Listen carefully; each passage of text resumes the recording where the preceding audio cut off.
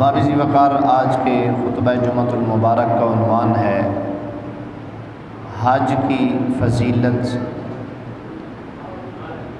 تو دعا ہے اللہ تبارک و تعالی مجھے صحیح حق کے مطابق بیان کرنے کی توفیق بخشے۔ قرآن کریم چوتھا پارہ، اس کا پہلا رکوع، ارشاد ہے رب العالمین کا وَلِلَّهِ عَلَى النَّاسِ حِجُّ الْبَيْتِ، کہ اللہ کے لیے لوگوں پر حج ہے بیت اللہ شریف کا،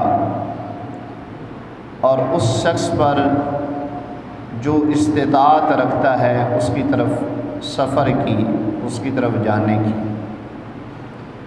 آسان لفظوں میں اس کا مطلب یہ کہ حج ہر اس شخص پر فرض ہے جو صاحب استطاعت ہے، جس کو اللہ نے طاقت اور استطاعت عطا فرمائی ہے۔ اب کون ہے وہ مسلمان، عاقل، بالغ، اور جس شخص کے پاس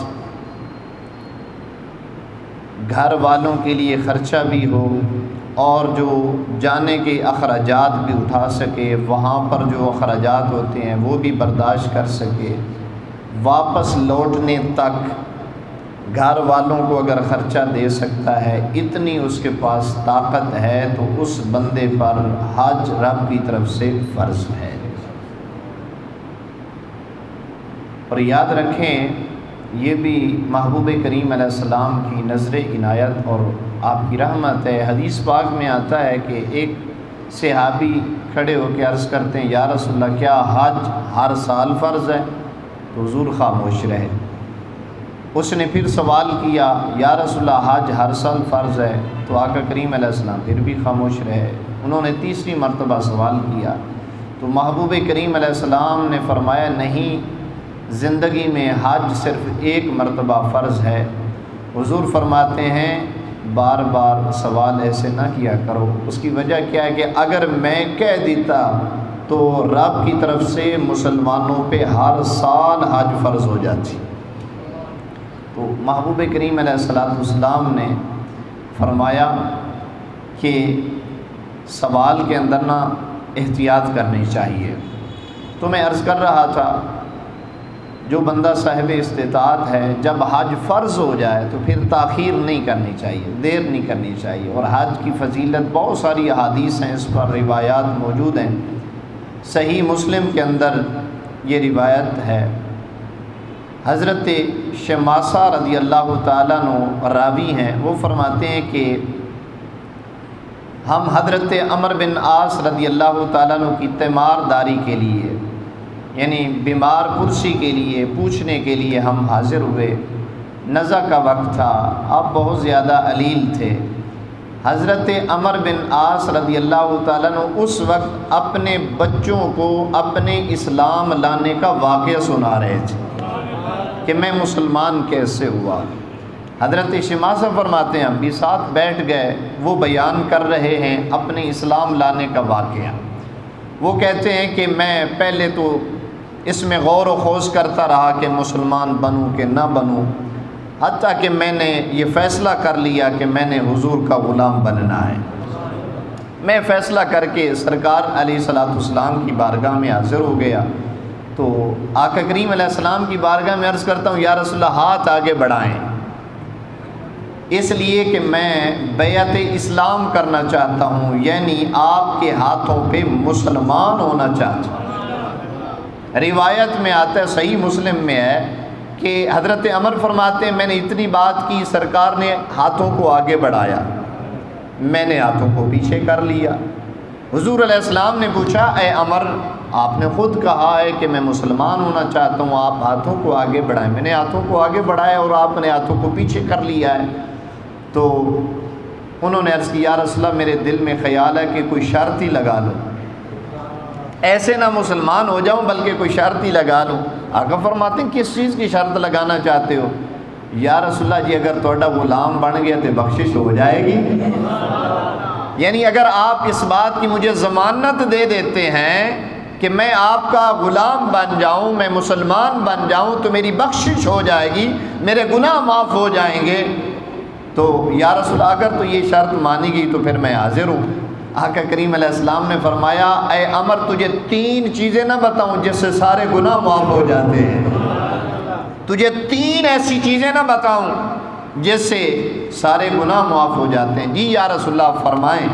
آقا کریم علیہ السلام نے فرمایا جو بندہ اسلام قبول کرتا ہے جتنے بھی اس سے پہلے جرم ہوتے ہیں اللہ اس کلمہ پڑھنے کی برکت سے سارے جرموں کو معاف فرما دیتا ہے۔ یہ اسلام لانا ایک ایسا عمل ہے۔ آقا نے فرمایا دوسری بات جس سے سارے گناہ معاف ہوتے ہیں وہ کون سی ہے؟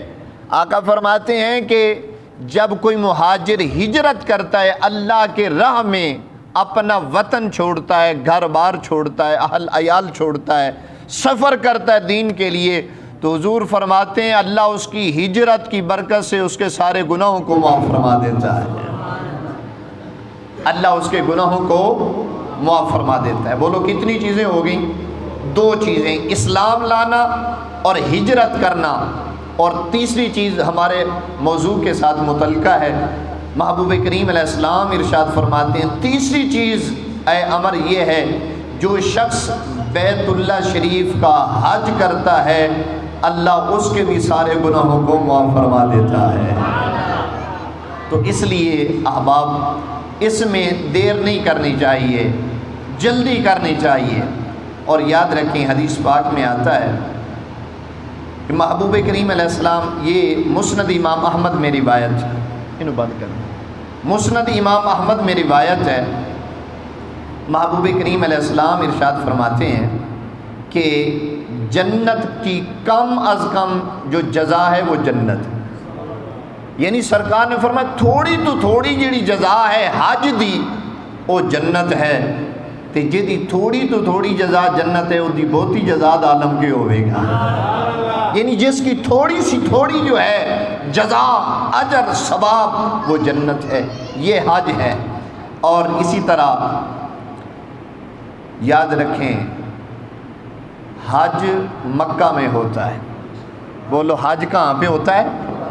ارکان حج سارے مکہ میں ادا ہوتے ہیں۔ دیکھیں نا یہاں پر حجاج کرام سب سے پہلے نیت کرتے ہیں اور پھر احرام باندھتے، 2 بغیر سلی ہوئی جو چادریں ہوتی ہیں وہ پہن کر جہاں میقات ہوتا ہے جہاں سے آغاز کرتے ہیں، پھر جاتے ہیں بیت اللہ شریف کا جو ہے طواف کیا جاتا ہے، اس کے بعد صفا مروہ پہ سعی، پھر جناب والا وہ شیطانوں کو کنکر عرفات، یہ ساری چیزیں جو ہیں ادا ہوتی ہیں مکہ میں۔ کہاں پہ ہوتی ہیں؟ اچھا نا ایک شخص، کچھ دوست ہیں ہمارے اللہ ان کو ہدایت دے، وہ کہتے ہیں جی حج تو ہوتا ہے مکے میں، مدینے جانے کی ضرورت ہی نہیں، کو حج کا رکن تو نہیں ہے۔ حج کا رکن ہم بھی کہتے ہیں حج کا رکن مدینے میں جانا نہیں ہے، لیکن اتنی بات ضرور ہے حج اگر قبول کروانی ہو تو پھر مکہ سے مدینہ جانا پڑتا ہے، پھر مکہ سے مدینے جانا پڑتا ہے۔ اور بڑی قابل غور بات ہے، سرکار دو عالم صلی اللہ علیہ وسلم کے پیارے غلاموں، یہ جو ابھی میں روایت پڑھ رہا ہوں یہ مسند الفردوس میں یہ حدیث موجود ہے۔ محبوب کریم علیہ السلام کے پیارے غلام، دیکھو نا اگر کسی شخص نے مکہ میں حج کی، اسے یقین ہے قبول ہوئی ہے کہ نہیں ہوئی، اس کو کوئی اس کا یقین نہیں ہے، لیکن سرکار فرماتے ہیں جو بندہ حج کر کے میری طرف آئے تو 1 کا نہیں 2 مقبول حج کا اللہ اس کو ثواب عطا فرما دیتا ہے۔ اور میں وہ الفاظ بھی پڑھ دیتا ہوں جو مسند الفردوس کے ہیں۔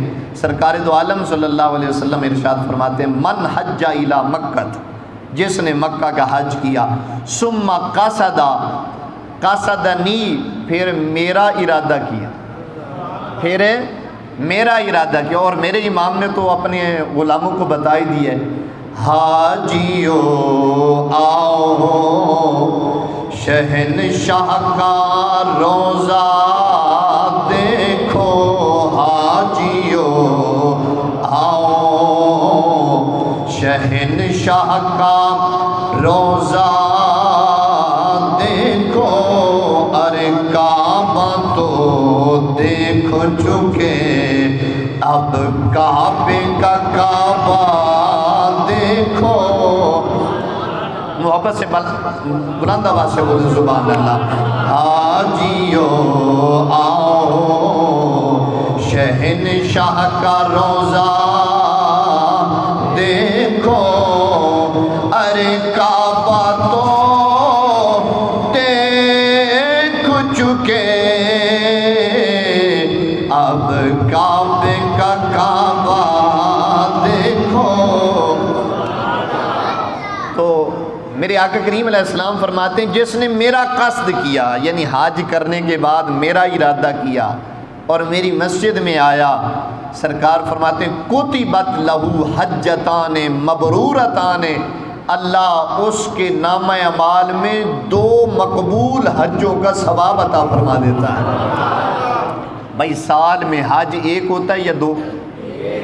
ایک ہی ہوتا ہے نا، ہیں جی، جتنا زاہد متقی عالم فاضل محدث مفسر بھی چلا جائے، حج عمرے کے ہی ہو سکتے ہیں لیکن حج سال میں ایک ہوتا ہے۔ یہ مدینے والے کی نگاہ ہے، بندہ ایک سال میں جائے، ایک حج مکے میں کر کے آئے، سرکار کے قدموں میں چلا جائے، اللہ اس کو ایک نہیں بلکہ 2 مقبول حج کا ثواب عطا فرما دیتا ہے۔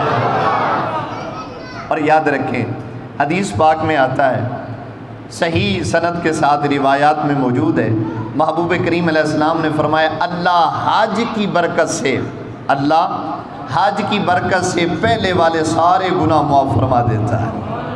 اس پر سبحان اللہ بنتی ہے بھائی، محبت نال بولو سبحان اللہ۔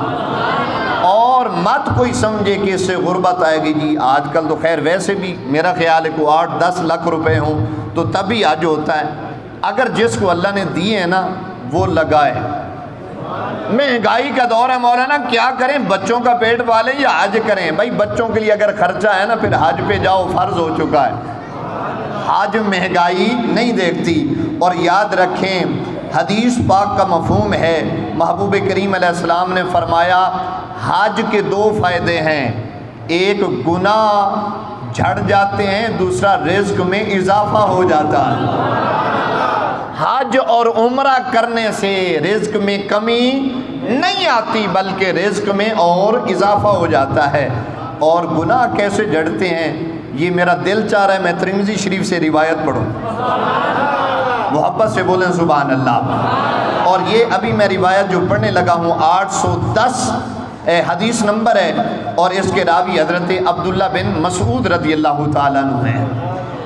حضرت عبداللہ بن مسعود رضی اللہ تعالیٰ عنہ فرماتے ہیں کہ سرکار نے ارشاد فرمایا، سارے نبیوں کے سلطان نے اعلان فرمایا تابعوا بین الحج والعمرہ، سرکار فرماتے ہیں حج بھی کرو ساتھ ساتھ عمرہ بھی کرو، فَإِنَّهُمَا يَنْفِيَانِ الْفَقْرَ وَالذُّنُوبَ، سرکار فرماتے ہیں حج اور عمرہ کرنے سے اللہ گناہوں کو بھی معاف کرتا ہے، رزق میں بھی اضافہ فرماتا ہے۔